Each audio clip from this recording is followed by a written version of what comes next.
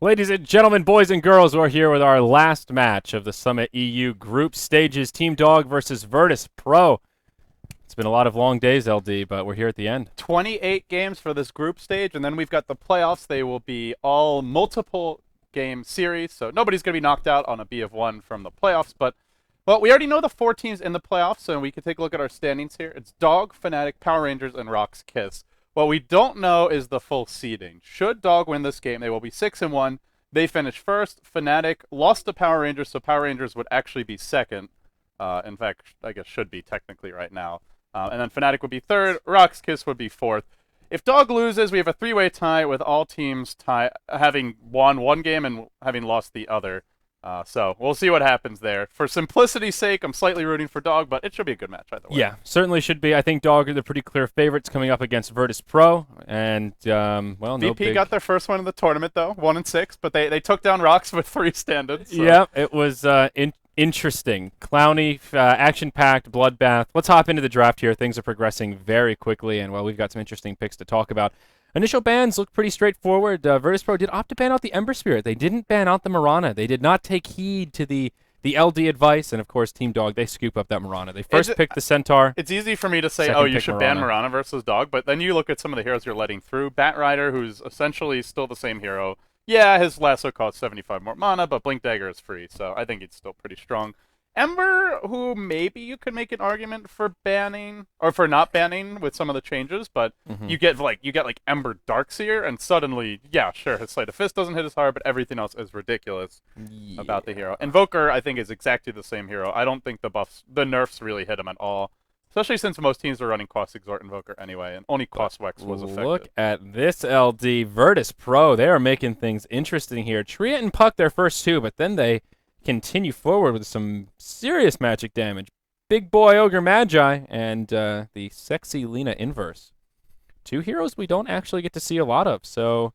Lina has that new Ags upgrade. It goes through Magic Community if she gets her Ag stick. Not really relevant in this game, but just an interesting random factoid. It's just one in general. Who cares? I mean, yeah, it's okay, but... Lina farming an Ags, there's just so many other items that she can go for. I guess the Ags is not the worst item on Lina with the ultimate, but I don't know. Not also, I believe sold. her attack range got increased. Yeah, yes. From 650 to 670. It is 70 range is a pretty big difference. That really helps you. It helps you just harass and trade effectively in the lane as a support. And yeah, she already has a bit of a buff. She was already the longest attack range, and now she's the longest by an even larger margin. Ignoring sniper and techies. Yes, base.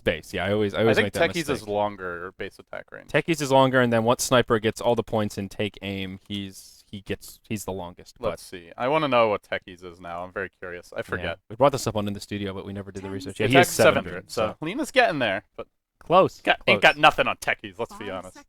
You a techies fan, LD? Are you waiting for that patch so that you can just techie it up? Yeah, I liked techies before. It was cool though. My favorite pub strat when I was a young publing was to you basically lay a bunch of landmines, right? Yeah. And you drop an item on top of it. Yes, Ideally, I love like that. a tango or something, and people be like, "Ooh, an item," and they walk over to pick it up, and boom! I have to admit, I've done that strat before in the Dota 1 days. It is quite satisfying. In Dota 1, you have to walk like right on top of the item to pick it up as well. Yeah, and all the items had the same little treasure chest thing, so they all look the same. Yeah, so it doesn't work as well now. Yeah, but so you had no idea. Was it just a tango? What's going on here? And if you couldn't see what it was till it was in your inventory too. So things always were fun and interesting. But and the one thing we didn't mention about the standings is next KZ doesn't qualify. rox.kis gets in over them because they beat next KZ head to head. So head to head is the same as Star Ladder. Head to head is the first tiebreaker. Oh yeah. In case of a 2-way tie, it's the only tiebreaker. So, yeah. 10 seconds. Yeah, that's why rox.kis are into the playoffs and next KZ is not. But, yes. Good to clarify. With that being said, final pick for VP. Don't really have much physical damage here, and generally, I do agree with Merlini that you want to balance magical and physical damage, and I think something teams do overlook at times. But well, we'll see what they go for here. Having gone for Ogre, normally you get him for Bloodlust more than anything, and Lone Druid's a pretty nice partner in theory. I don't think he will do particularly well this game, but who else can go ham with Bloodlust? Who is your ideal Bloodlust Tiny is receiver? great. Basically, heroes that have a ton of damage and just need attack speed and move speed. So most melee heroes benefit from it more. Not to say ranged heroes don't, but ranged heroes tend to have less issues chasing, which is where Bloodlust also comes in handy. Yes. So I think it's really good. I mean, it's good on everyone. Like Riki, I'd say Riki is a particularly good on. Ursa. It's not particularly good on Weaver. He's one that I would say Bloodlust is not. Yeah, you still get the attack speed, but it's not like the ideal candidate. Sven, very good on Sven. Tiny, amazing on Tiny. Dragon Knight, quite strong on him. Sniper. It could just be a random ogre pick. I don't think ogre's bad on his own, but it's more just like his biggest strength is not his nukes, so although that's the most fun thing about him, but really just Bloodlust for me. He's so tanky in the early levels, and it'll be a Morphling. Bloodlust Morphling is legit. Yeah, I like this. That's good. Could get behind it. Also, Dog, they do have good burst damage. This is like the identical draft to last game, except for the Viper pick. Yeah, very similar flavor. It's this Marana Centaur Rubik. Sometimes they'll get like a Bane instead of the Rubik, but it kind of fills the same role. This is sort of the core of Dog's gameplay, and we haven't seen teams doing much to stop them from getting these heroes lately. Yeah, like you were talking about, Marana gets through pretty much every game. We see her banned out every so often, but Dog will not hesitate to pick her up. I'm not feeling Ember as that strong right now. I feel like you can either just look to take them for yourself or get a trade and leave another of the really good heroes like Invoker in the pool. If you do think he's that strong, but teams are just kind of banning standard the way they were in 6.80 and yeah, I don't really look at Ember Spirit as just an instant first ban, first pick anymore. Maybe in an initial lineup, if you can get the Darkseer with him, he can still be potent, but not quite like he was before this new patch. But here we go, folks. Our last game of the day and last game of the Summit EU group stage, Dog versus Virtus Pro. We will have Team Dog on the Dire side. Pycat will take control of the Marana, no surprise there. MSS on the Centaur. Misery will be on the Rubik. Past on the Ancient Apparition, and that will be Fada playing on the Viper. And on the Radiant side, we've got Team Virtus Pro 1 and 5, but looking for a win here. Make it a round 2 and 5. We got Arsart, your All-Flame Puck. G will be going mid as the Lina, which makes it a farming carry Lina. This is the special Lina set, I believe. Might actually see an Ag Scepter this game if that's the case. Jotum on the Triumph Protector, NS on the Ogre Magi, and then in the safe lane goes Illidan as the Morphling. Now, VP, yeah, they beat rox.kis with 3 stand-ins, but this is a real test for them. Can they beat a Tier 1 team? I would call Dog a Tier 1 team. I think that's, in fact, one of the stronger-looking teams in the European scene, period. Even though they didn't get invited to TI. But, yeah. Can they beat Dog? The way that Dog's been playing recently is just, they just seem to win at every stage of the game. They win the laning stage, they just start ganking and diving you, and teams just don't recover. I like Tree as a hero against them, though. Dog is a very aggressive team by nature, and Tree, one of the better heroes to counter and punish aggression. Absolutely. And I'm really excited to see how this Centaur fares. I would have liked to see a Centaur, or why did I say Centaur? I meant to say Ogre. I'm all over the place here. But see how he fares. We don't get to see him that often, and he's a pretty potent hero. And, well, if it ends up being a long game, Ag Scepter on Ogre is actually pretty legit. I don't think they'll give him farm priority here, but, just throwing it out there. Yeah, but by the way, G hiding his boots on the courier. Some players feel it's easier to block the creep wave if you don't have boots, and he is playing the off-lane puck, but they are going to try to set up something on mid. And comes the Ogre. Arzard. Oh, sorry. Yeah, I got confused or something too. I was just like, what? Arzard doesn't have boots. He hit his boots on the courier in the tree so that he could block without boots, which it's easier to make the creep wave move slower. Yeah, sounds like this long day is getting to both of us here, LD. We're already derping all over the place. No, we're good, man. You're too negative. Chill. All right, good. Positivity. That was, what are you going to do? So, all right, how do these lanes look here? It will be a solo safe lane Morphling for now against this aggro try from Dog. So Morphling will have his work cut out for him. Tree wanders down, but he walks right into him. Telekinesis back. Arrow. Chilling Touch has already been deployed. He hasn't thrown the arrow quite yet. Trying to line it up with the tree line. Nice juke by Jotum. Yeah, eats the trees. They might still get this first blood, though. He actually walked back for a second. I think he was trying to walk into this crevice, and you can't actually get back there, I believe, without eating a tree, and ends up going down in the end. There's an Ogre stun top lane. Now the orb coming out. The puck. No silence available, but diving deep for MSS can't quite get the kill. Annis almost died as well. Yeah, close call. Dog off to a good start, though. It was Pycat who got that last hit on the hero. A little bit of bonus goal going his way, and yep, there's a Blade of Attack. So he'll be hitting a little bit harder and last hitting that much more effectively. The mid lane, let's take a look here. Lina versus Viper. Will be a short pause. Already MSS ready to go. Yeah, Viper versus Lina, not something we see too often. Lina is kind of world-renowned for her awful attack animation, but with this range, as you were talking about in the draft, it does make it easier to zone people out. Fada going a 1-1-1 opener on this Viper, pretty well-rounded. And G, nothing too crazy. 2 points in Dragon Slave, 1 in the Light Strike Array. Everything looking pretty standard here. Yeah, Misery, the one thing that Dog likes to do, I've noticed, is this is a team that likes going aggressive more so than other teams. They go aggressive tri-lane, I would say almost at least 50% of their games. And generally they do it when they have the Mirana and Ancient Apparition, because with the Chilling Touch, you almost always win the tri-lane. Yep.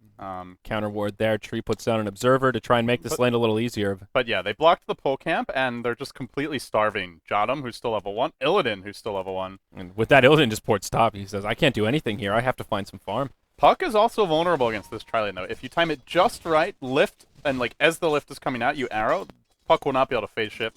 Get a short duration stun, and then you could just right-click him now with Chilling Touch before he's able to orb and jaunt out to safety. So Puck could die here as well, even if he TP's out. And Puck hasn't rotated yet. He's still hanging around with the Morphling in the mid. Lina will be in some trouble, though. Rubik has rotated over. Telekinesis back. This is one of the problems with Lina. So susceptible to these ganks. Nice juke, dodging the stun, and they'll get the kill. Yeah. Nice, noble effort with the Light Strike Array, but it's a pretty predictable stun. And good split as well. The nice thing when you go aggressive trying is just the threat of the mid ganks. They not only do they go aggressive, but if you look at the vision, Dog is really good at securing superior vision in the enemy jungle. I'd say most games they have good wards up and the enemy team is playing in the dark. Misery will get spotted out here mid though. NS only a level 1 Ogre Magi, but they do drop the tree slow. Can they actually get this kill? He'll just TP out immediately, and then the Chilling Touch comes in. The turnaround's here, and VP forced to retreat out. Yeah, NS taking a lot of damage. Possible to stand his ground and try and right-click him down. Centaur, or the Ogre. I don't know why I keep calling him Centaur. Ogre falls. And now it will be 3-0. Arrow connects on Jottam in the woods. Now he's in trouble. Starfall once, twice, down he goes. And just typical Dog. I mean, they waste no time in winning the lanes. Like this is pretty standard for every game we've cast of them so far in the qualifiers. They lost the one match. I'm trying to remember who they lost to, actually. I'm curious to watch that game again because... yeah, this has pretty much been their style of play, and very successful every single game. Yeah, Dog now up by about 2,000 gold, 2,000 experience. Arzart in the bottom, only level 3 on this Fairy Dragon. Pycat, he's actually only level 4, but he has Phase Boots up already. Arzart just on Brown Boots. Oh, you know, I think they lost to Fnatic. Was that the Tiny Wisp? Was that one of their Tiny Wisp games? I think it was. Yes, I believe it was. Yeah, that's like that's a really strong strat that Fnatic has top lane. Illidan, Telekinesis, into Hoof Stomp, into a double edge. Rubik gets the last Meanwhile, hit with the Fate Bolt. He is waiting here. He doesn't have his ultimate yet, though. He didn't drop the stun first. They still managed to go on Fada, and I think they'll get the kill stick charges. Not enough. Yeah. Good try, but with NS the slow. The Ignite, that's a value point right there. 20% slow makes it a lot easier to connect with the stun and plenty of follow-up damage. So that will be 5-1. Virtus Pro get their first kill on the board, but they're still in some trouble here in the laning phase. Last hit leader, of course, is Pycat. 25 CS under his belt. Viper still ahead in CS. In the mid lane as he ports back in. NS is wrapping around. They want to go right back in on Fada. He's here with the stun. G's got the ult. They can give him the shotgun. Pew, pew, pew, pew. But NS, he won't get off scot-free. The corrosive skin will be enough to force him to fall Worth as it, the though. tower I don't chips think him. Posse even got experience. I think he was out of range there. Yeah, I don't think he got experience Bottom lane, either. Pycat now diving Arzart. Arzart could be in some trouble here. It's going to be all about the arrow, but nope, doesn't even throw it. Just plays this one defensively. God, it's initiated on now. Stampede comes out. Stampede, Earl! And, yep, not enough. 7-2 here at the 5.5 minute mark. This is very tough for the Puck, getting rotated bottom. Puck versus Mirana is a fine matchup, but not when Mirana has Phase Boots and Basilius, and has a level advantage on you, and you're a Puck with boots in a bottle. Yeah. Especially in a side lane. Puck is just going to have a very difficult time. Maybe you don't hit the arrow and kill him, but look, you can just run him down with Phase Boots. Yeah, there's the leap forward. Pycat knows that he doesn't have a phase shift now. Actually throws out the Star Storm, not the arrow. He's one more dead. auto attack. Pycat could have gone for that, but maybe he dies to a TP. Meanwhile, top lane, onto the Centaur. He's a bit slow. Now the Morphling waves in over the top. Illidan does get stomped under. Oh, double-edged under tower. Zapped down by Misery. And he might be able to find a double kill here. JOTM, he gets Telekinesis back into the tower. Any support inbound? No. Okay, Living Armor will be enough to keep him alive, but great rotation from Misery.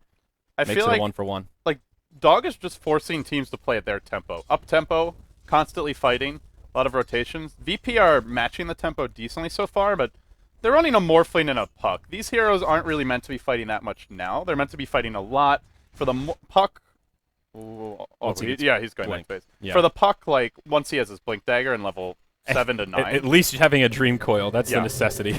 And for the Morphling a little bit later on. Yeah. Well, Rubik has managed to steal That's that ignite. Yeah. Not the best spell. Not the best, but in context of this game, definitely not the best. But still a slow, could potentially set up a kill. And yeah, PyCat is still almost now level 6. Still the last hit leader, and looking at net worth, #1 by a big margin. 3,500, leading farmer of Virtus Pro is Lena at only 2,300. Pretty big disparity growing there. Up top, looks like a fight could break out. What does Rubik steal this time? Uh-oh. Time to get tanky.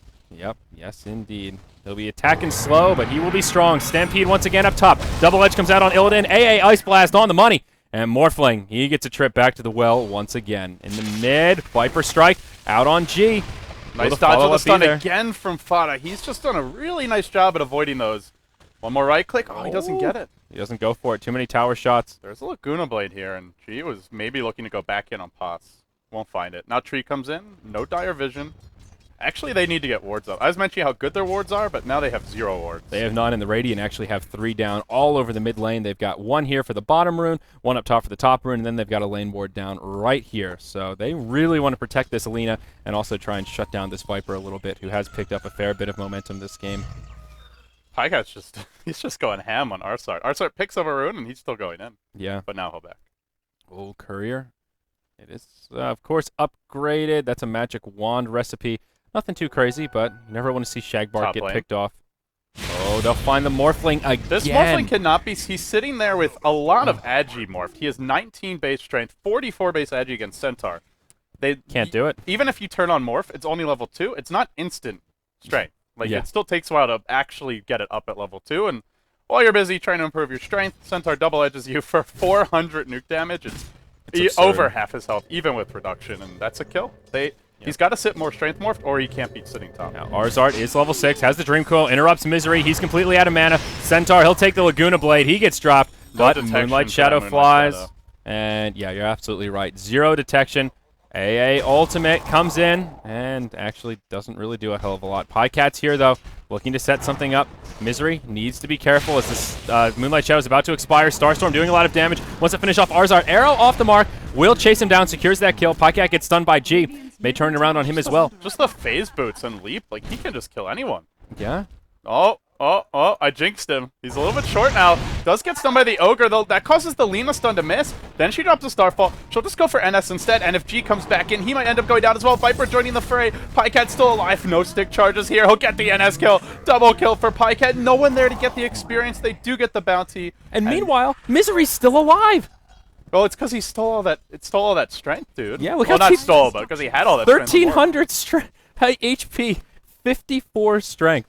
And early to mid game, it's almost always nuke damage that kills you. There's like, I'd say the damage distribution for VP is like 80% nuke, maybe 20% physical. Later on, that will change when the Morphling gets farmed, if he gets farmed. But yeah, Strength Morph is really strong at this stage. That's a big if there, LD. This Illidan, man, he is 0-4-1 so far. Only 29 CS under his belt. Look how much damage the double edge alone does. He waveforms forward straight into the hoof stomp. PyCat is inbound. He'll leap forward. There's your Starstorm. Living Armor comes out. He'll morph to strength. Low on mana, but he will survive. He can't be sitting in the lane with like 700 health. If he does, and the Rubik's there, they'll just lift, stomp, double edge. He's dead.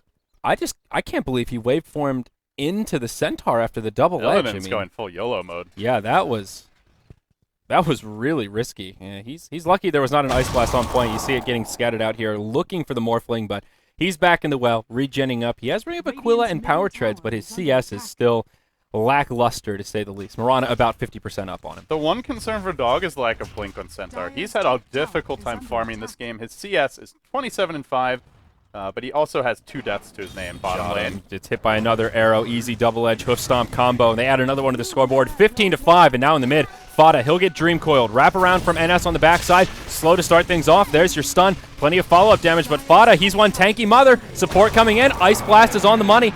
Stampede from the Centaur, that's enough to finish off the Ogre. Now they'll double edge onto Illidan. Living Armor buys him some time. Lena, Laguna Blade comes out onto the AA. Oh, they almost had the Centaur. He's so low. PyCat now joining the party.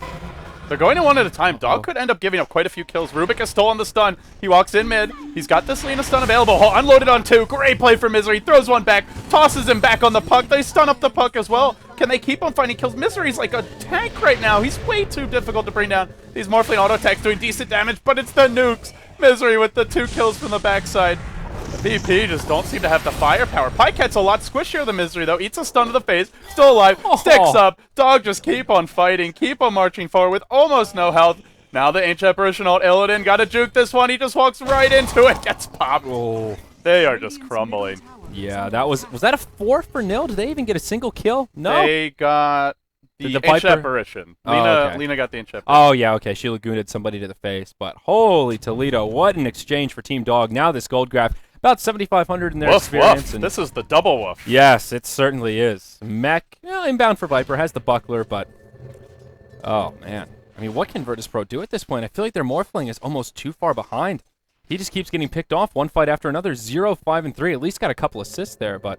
Centaur is way too good against Morphling as well, I feel. Like, if he is set up for a stomp, that double edge just hits him like a truck. And another fight breaking out. Ice Blast comes in. That's a double kill on the train as well as the Lina. Fada gets stunned up. Illidan trying to go ham, but he just gets destroyed as soon as the team initiates on him. Centaur Stampede. Now they'll go for the puck. Dream Coil onto Misery. He's just too darn tanky. And it's another 4 for nil. He's way too heavily Agimorphed. He's at 54 agility. Did he turn Agimorph on in that fight? I'm not sure, but I don't know. He is like, he's so squishy. You can't be running around against this many nukes and against Ancient Apparition, because the thing is, if Ancient Apparition ult hits you and you strength morph, it actually makes you easier to shatter. Yeah. You can't really Agimorph either, though, if you're still taking damage. You don't gain HP from that. Yeah. Yeah, it makes your shatter threshold lower, but... I mean, they have too many tools to deal with this Morphling, but the bigger problem is just that Morphling wants to be farming right now. And Dog, as you mentioned, controlling the tempo of this game, bringing the fight to Virtus.pro, and they don't really have an option. They can't take a 5v4 and like, leaving Illidan to farm if the rest of them get wiped up. Oh, it hits on Nanas. Just food. Yeah, Living Armor comes out, but doesn't really do a hell of a lot at this point. He's looking for a stun here. He does have the ultimate online. Pycat gets slowed up, throws the Moonlight Shadow, has a leap in 1 second. They still don't have any detection. Yeah, no how do they dust, not carry no dust sentries. or sentry? Oh, they do have dust on the Ogre, but the Ogre's the one that died. That's just really unlucky. Oh, okay. All right. I take that back. He had dust. Oh, man. Everything going Dog's way. Yeah. 25-7. These guys... I mean, I said yesterday, and I stand by it, that they are by far the biggest favorite to win their qualifier out of any of the 4 TI4 qualifiers. I think that's hard to argue with based on how they've been performing. They're beating a lot of the top EU teams as well. I mean, they beat Fnatic in a best-of-5 to go to EMS. They just look really strong in general. Or no, was it? Oh, it was Empire. Sorry, not Fnatic. Okay. But in general, they've been beating the top teams. Yeah. Dream Coil was also stolen, by the way. Oh, Rubik. Up top, looks like they will get initiated on. There you go. Misery throwing out that Dream Coil. Arzart puts out the silence, but just dropped. Now God, he gets telekinesed, and he'll go down shortly after. Illidan coming forward. They'll engage onto Pycat. He's still alive, though. They don't have the damage. Centaur was inbound. He drops the hammer onto Illidan, and the waveform is stolen by Misery. Pycat still trying to survive. Moves into the trees, throws out the Starstorm. NS, he does find the kill onto Pycat. Another 4 heroes dead, and VP called GG. Good game. Well, we have our first place team now for the Summit Europe. It will be Team Dog. They will be first place, second place Power Rangers, third place Fnatic, fourth place rox.kis. The playoff picture is now complete. And Dog, they lost the 1 game to Fnatic, but it was against Tiny Wisp, which I would say like anyone generally is going to lose to Fnatic Tiny Wisp. Yeah. So. It's not a free win, but was it like 80%-ish if they get that combo on? The stats are ridiculous in their favor. So. They look good right now. Are they the favorites to take the Summit EU? Can anyone beat Dog in a best-of-3? Like, they lost the 1 game to Fnatic, but can someone beat Dog in a best-of-3? That's true. All of these best-of-1s can be a little misleading. You don't get that track record of reading the draft and trying to move around. And also, we're only at day 2 of this new patch. It hasn't been a super game-breaking patch, but enough that people are still getting a feel for these picks. They're trying out new heroes. We got to see Lina, Ogre. We saw Keeper, the Lycan, and Ags. We saw all sorts of stuff, and teams are still trying to figure out what's good, what's not. So it will be a very interesting playoff. Yeah, it's a new patch. There are some small tweaks, but I mean, the reality is for this game, VP are a team in disarray.